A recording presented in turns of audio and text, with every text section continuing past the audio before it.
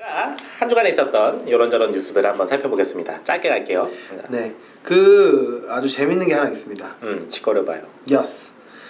비슬라의 여기 인터넷이 느린데? 너만 느려요. 오케이. 그러니까 와이파이 있는데 왜?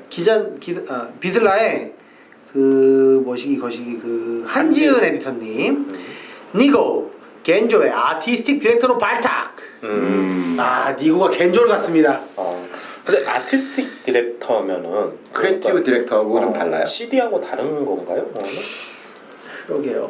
그렇게 뭔가 그 제품 개발에는 참여를 안 하는 건가 이 사람이? 그리고 브랜드의 무드 같은 것만 잡고 그러는 건가? 왠지 생산이나 디자인보다는 조금 더 물론 제품에도 관여하겠지만 더 넓은 범위를 그런 거를 하는 것 같아요. 제가 알기로는 크리에이티브 디렉터가 더 넓은 범위인 걸로 알고 있어요. 실패. 뭐 제가 거기까지 가봤어야 알죠. 네. 저한테 물어보는 거죠? 아무튼 요거는 뭐 자, 그래서 그렇다 치고 레이프와 휴먼 메이드로 유명한 니고가 이제 겐조에 들어갔다고 합니다. 원래 겐조가 이제 이전에 비어 있는 기간이 있었는데 그 전에는 이제 겐조의 제2의 전성기를 만든 거는 한국인이었죠. 오프닝 세레모니의 두 커플이었잖아요. 그때 막 되게 그 독특한 그래픽으로 되게 한참 코레니 끌고 갔었죠. 그렇죠. 그러다가 한참 암흑기가 있었어요. 왜냐면 너무 독특해가지고 그렇죠. 너무 빨리 질렸어요. 그렇죠. 한때 팍 뽑아먹고 그러고서는 한동안 존나 우울하게 있다가 이미지 소모가 너무 심했죠. 저희 서페라 시작할 때가 딱 겐조 전성기였어요. 맞아요. 그때 겐조 많이 그러니까 지금 6년도 더 7년 다 돼간다. 그때 막 겐조, MSGM 이런 브랜드들 그때 잘 나왔었죠. 그리고 우리가 한 2년쯤 한 후에 이상한 백화점에서 무슨 비보이를 하고 있더라 하면서 성호 형이 뭐야? 이러면서 이렇게 비보이 행사하고 있고 롯데백화점 앞에서 성우 형이 되게 종종 이렇게 되게 뜬금없이 이제 자신이 보고 있는 세상에 대해 가지고 알려줄 때가 있는데 그 노선 중에 하나였거든요. 겐조가 너무나 족구린 걸 하고 있다 이런 걸 이제 딱 알려줬었던 그 모먼트. 비보이가 구린 건 아닌데 근데 그 아다리가 하나도 안 맞는 게. 그렇지. 그렇죠. 그렇게 쭉 가고 있다가 암흑기를 가고 있다가 요번에 니고가 들어갔다고 하는데 저는 니고를 되게 좋아해요. 니고의 어떤 디자인 감각을 되게 좋아하는 사람으로서 그치, 우리 세대 다 좋아하지. 요번에도 괜찮을 것 같은데. 근데 그 일본 사람들의 일단은 기본 정서적인 부분도 있고 그리고 또 여러 가지를 이렇게 봤을 때 사실은 오프닝 세레머니를 운영하고 있던 한국인 디렉터보다 이 사람이 더 원래 하는 게 더 맞지 않았을까 이런 생각이 사실 저는 들어요. 그때는 니고가 해도 괜찮았어요. 이미 그런데 약간 그때만 해도 뭐 스트릿이 뭐 이렇게 명품 쪽으로 전형되고 이러는 거는 좀 어려운 때였나라는 생각을 해봐도 그런데 그때 만들었던 겐조의 옷들은 완전 스트릿이었거든요. 그렇죠. 그러니까 그냥 제대로 갈 길을 찾아간 거 아닌가 이런 느낌입니다. 맞아요. 아니 그때는 스트릿 것들을 쳐주지 않으면서 스트릿 바이브는 좀 가져오는 그 정도의 과도기였던. 그랬던 것 같네. 그 사람들은 안 쳐주면서 정통파를 가지고 요 느낌으로 가져가자. 막 약간 이런 그런 느낌이었다가 이제 막 버지라블로 카니 웨스트 이제 스트릿 것들이 아주 이제 전성기를 누리면서 이제 그 주변 형들 동생들도 이제 다 이제 과지를 같이 따먹고 있다. 후지와라 히로신이고 뭐 사실은 먼저 했던 형들이기도 하고. 그러니까요. 그 후지와라 히로시 뭐 이런 사람들이 그 어떻게 보면은 조금 더 업그레이드 된 것 같아요. 이 위상이. 맞아요. 네. 굉장히 물론 훌륭한 사람이지만 위상이 그 전에는 좀 그래도 약간 야인 같은 부분이 조금 있었는데 이제 완전히 그냥 업스트림이 된 것 같아요. 아직도 기억나요. LA를 처음 갔는데 그 유니온이라는 그 유명한 편집샵에서 그 후지와라 히로시랑 거기 사장 둘이랑 해가지고 HTM이었나요? 그 라인 하는 거를 너 LA 가봤어? 오, 의외로? 가봤지. 입국이 돼 너? 그때 저기 거절당했어요. 저 친척집에 가서 맞아요. 거기서 청바지 만드는 공장 하신다는. 맞아요. 네가 사증이 나온다는 게 정말 신기하네요. 그렇습니다. 아니 도망갔어요. 입국 심사 받다가. 멕시코에서 그냥 그 월담해가지고. 그치. 알겠습니다. 근데 어쨌든 그때만 하더라도 약간 야 니고 전시 후지와라 히로시 여기서 껴서 전시도 하고 역시 대단한 형이네 정도였는데 지금은 그냥 루이비통이고 뭐 자동차 브랜드고 뭐고 다 콜라보 해가지고 대형이 됐잖아요. 그렇긴 그런데도 이 형은 아직도 너무 아무데나 다 가는 것 같아요. 지금 근데 잘 붙었어요. 트래비스 스캇이랑 붙었으니까. 좀 근데 이 형은 원래 좀 예전부터 좀 좆대로 사는 감이 있어가지고. 맞아. 그게 약간 스트릿 느낌이 그렇죠. 잘 내주는 것 같아요. 그러니까 좆대로 하는데 타율이 되게 좋은 거야 이 사람은. 그래서 좀 그 중에서 이제 성공한 것도 이제 장타가 좀 많이 나왔던 거지 이 양반.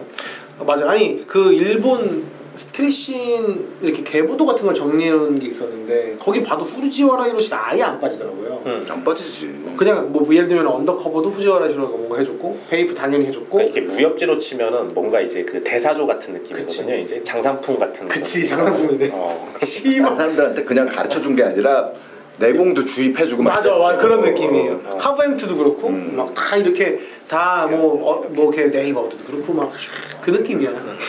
무에서 무가 오고 무에서 유가 오고 씨발. 이런 거 해주는 거지. 거의 그런 형 느낌이고. 자, 근데 우리가 지금 잠깐 이제 그 얘기를 했는데 겐조 브랜드에 대해서는 전혀 얘기를 안 하고 이제 크리에이티브 디렉터에 대한 얘기만 했잖아요. 그만큼 오늘날의 이제 겐조 브랜드는 예전에 이제 다카다 겐조가 이제 했었던 그런 어떤 디자인 방법론과는 굉장히 멀어져 버린 이제 그런 브랜드가 되었고 뭔가 그 브랜드만의 어떤 사조적인 그런 캐릭터는 없는 그런 브랜드가 되었단 말이죠 이제. 지금 거의 그 뭡니까 이 인공호흡기 달고 있는 상황이었죠 지금. 근데 겐조가 다카다 겐조 할 때도 아이덴티티가 꽃 이런 거였잖아요. 그러니까 그때는 훨씬 더 클래식에 가까웠는데 야한 클래식이었잖아요. 아이덴티티가 다행히 야한 거를 그 시대에 해놔가지고 프린트가 대세인 이 시대에 계속 아이덴티티를 엮어갈 수 있다. 뭐 엮을 수는 있다. 엮을 수는 있다. 야한 프린트로. 꽃에서 호랑이 이제는 뭐 뭘로 갈지는 이제 니가 결정하겠지만. 그러니까. 네, 뭐 한번 기대가 되긴 합니다. 그리고 겐조가 그리고 탑티어 브랜드들에 비하면 그렇게 좀 상대적으로 저렴한 편이거든요. 명품이라고 하기 좀 애매한 부분이 있죠. 그래서 그러니까 원래는 명품이었어요. 맞죠. 완전 명품이었는데 최근에는 그 컨템포러리 라인에서도 밀려나는 약간 그런 정도 포지션이까지 되어 있는 상황이죠. 근데 이렇게 그 인공호흡기 얘기를 하다 보니까 우리 또 수프림 형님이 트루 릴리전한테 의자로 이렇게 예. 이렇게 약간 믹스한 느낌으로 넘어가시는군요. 인공호흡기를 또 넣어주더라고요. 그 윤성이 한번 믹스 바로 읽어주시죠. 자, 하이피스트의 주현욱 기자님이고요. 2000년대 느낌 그대로 슈프림 트루 릴리전 협업 컬렉션 공식 발매 정보라고 이렇게 말씀 주셨는데 뭐 어쩌고 저쩌고 해가지고 9월 30일부터 이제 이미 나왔죠 이미 나와가지고 근데 지금 재고 없더라고요. 맞아요. 그러니까? 사진 띄워주세요. 그래서 저는 이거를 사는 새끼들이 진짜 이해가 안 되긴 하는데 아무튼 다 샀다는 거 아니야? 다 샀대요.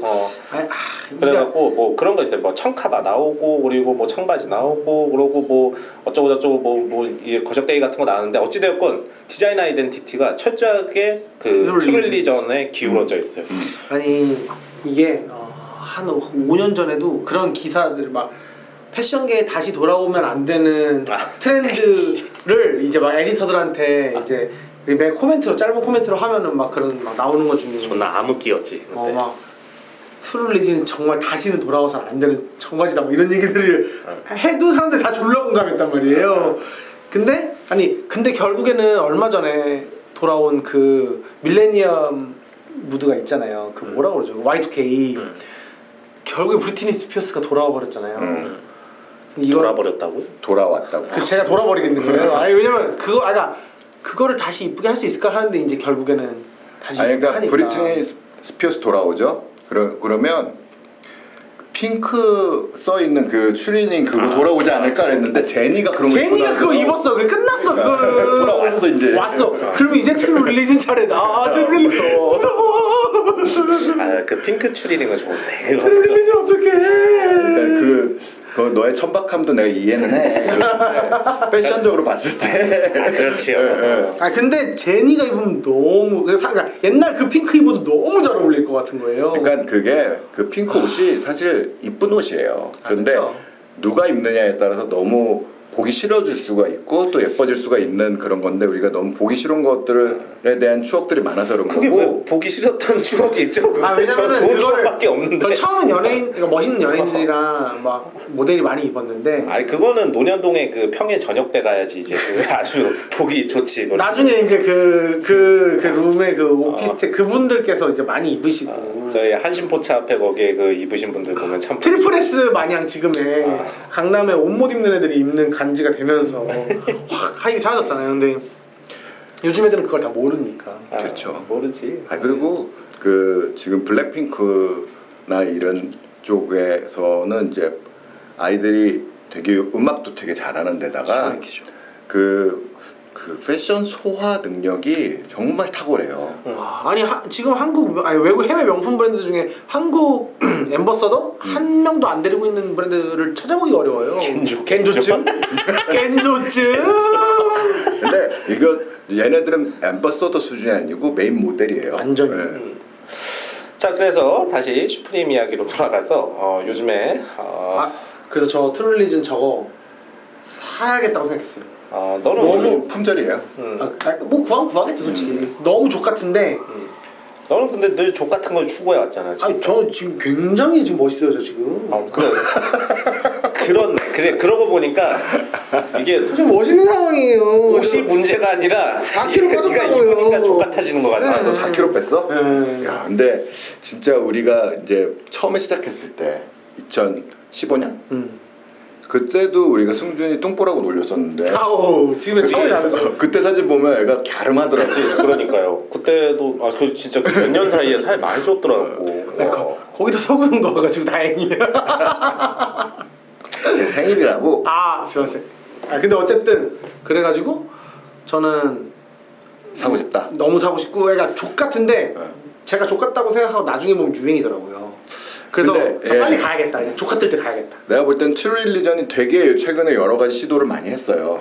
어떻게 살아보려고 많은 시도를 했는데 이번에 이번에 이거 좀 워킹할 것 같아요. 존나 워킹할 것 같아요. 그런데 트루일리전한테는 잘 된 일인데 문제는 뭐냐면 수프림이 계속 이렇게 하다가 자꾸 개나 소나 다 수혈해 주다가 얘가 좀 맛갈 수가 있을 것 같습니다. 그러니까 이게 맞아요. 그러니까 사실 장펄고띠 이런 거는 오지 중에 오지긴 해서 유행에서 좀 뒤떨어져서도 역시 슈프림 이렇게 됐는데 트룰리진 존나 아리까리 하잖아요. 근데 이게 좀 어려운 것 같아요. 근데 트룰리진이 힙합이 있긴 있어요. 옛날에 그 You Fly High라는 노래 부르던 그 짐 존스 막 이런 사람들이 볼린 하던 그런 사람들이 졸라 사우스의 새끼들이 졸라 있긴 했거든요. 그러니까 있지. 힙합 무드 분명히 있어요. 그런데 이 옷이 이 브랜드가 가지고 있는 내가 볼 때는 그냥 너무 지나치게 직관적인 그런 것들이 맞아요. 패션적으로 높이 평가받기는 어렵지 않는가. 서부 스타일이죠. 이제 미국 서부 스타일. 원해주나 노페가시 입으면 기가 막히게 어울릴 것 같아요. 걔네들은 잘 어울리겠다. 그런 이제 과시적인 무대는 멍청이 덤밀즈 이런 친구들. 그럼 걔네들은 잘 어울리겠다. 근데 그건 있어요. 저는 늘 슈프림은 어떤 패션의 그 당대 매스 트렌드에 대해 가지고 큰 관심은 없었던 브랜드라고 보거든요. 그래서 그냥 자기네들 하고 싶은 것들을 되게 여러 가지를 벌리는 그런 브랜드라고 생각을 해요. 그리고 그게 트렌드를 선도를 하게 되더라고 결국 보면은 이제 그런 의미에서 저는 이제 이것도 오늘날의 어떤 매스 트렌드에서는 이제 좀 되게 거리감이 있는 그런 컬래버레이션이지만 그냥 어찌되었건 그냥 슈프림이 하고 싶으니까 그냥 하는 거 아닌가 그런 생각이 듭니다. 요거랑 비슷한 브랜드가 가장 최근에 또 같이 나온 게 있는데 팔레스가 이렇게 엉덩이 이렇게 그리는 에비스랑 콜라보를 했어요. 그것도 사실 에비스도 약간 그거는 그래도 좀 오지긴 하지만 시크한 부분이 있어 보이는 것 같아요. 오지라는 느낌 때문에.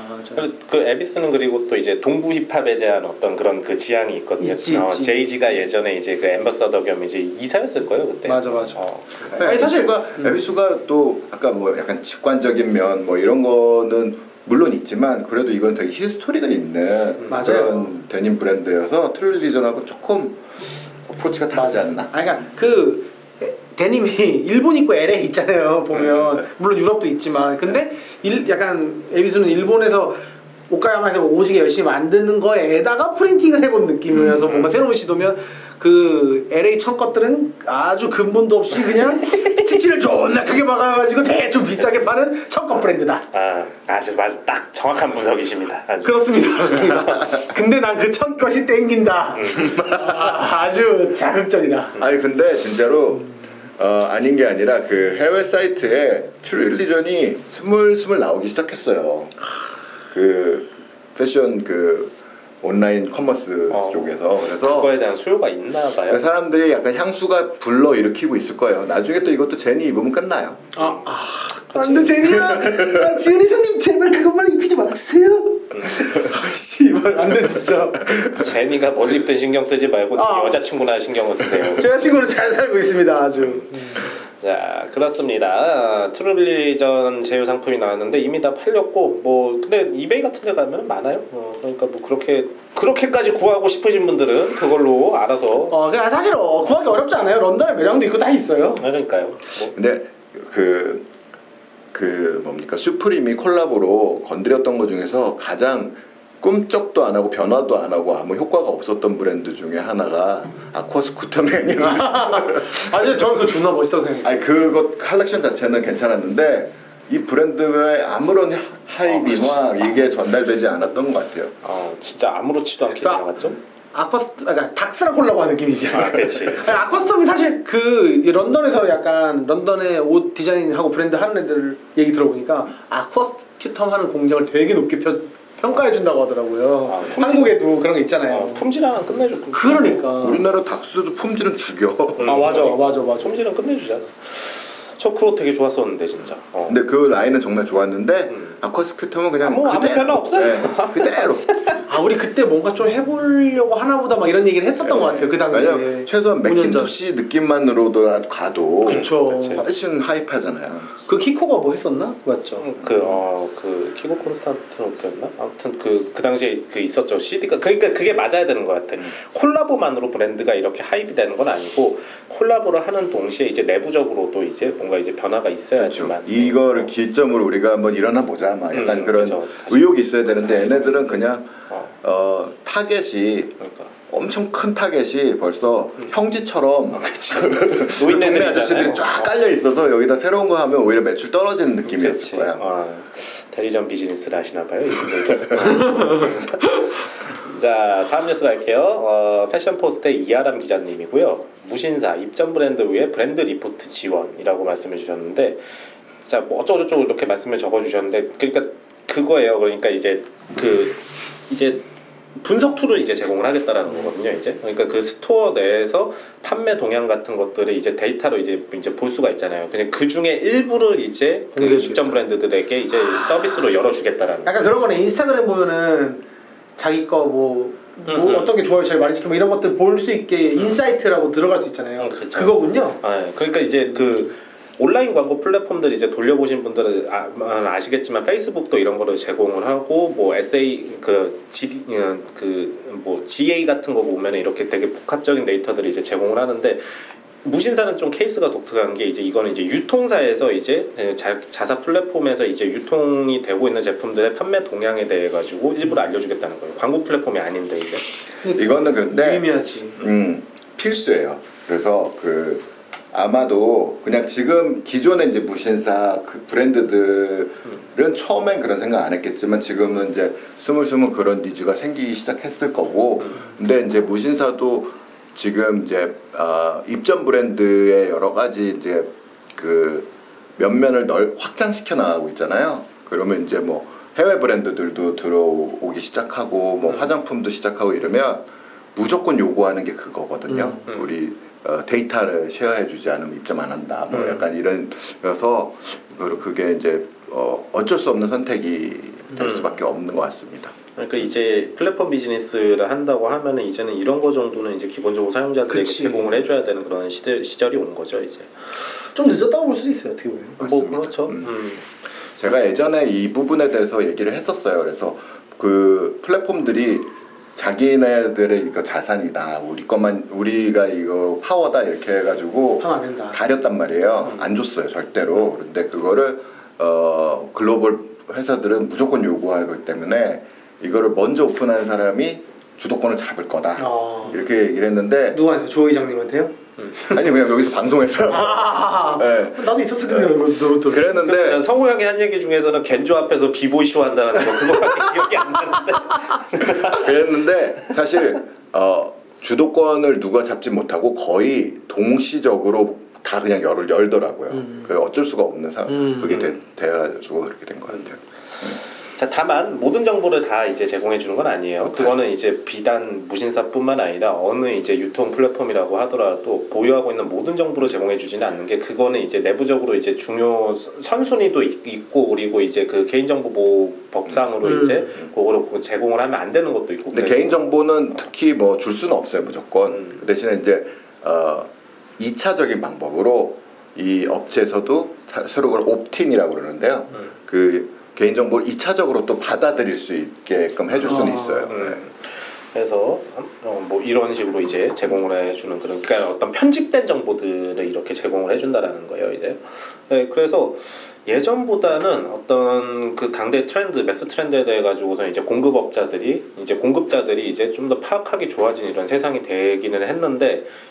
근데 이거를 어떻게 활용을 하는지가 이제 문제인 거거든요. 이제 공급자들은 이제 이거를 이제 트렌드에 어떻게 대응을 해가지고서는 이제 상품 계획을 할 것인가 그거에 대해 가지고서는 이제 좀 더 집중을 하셔야 될 것 같습니다. 맞습니다.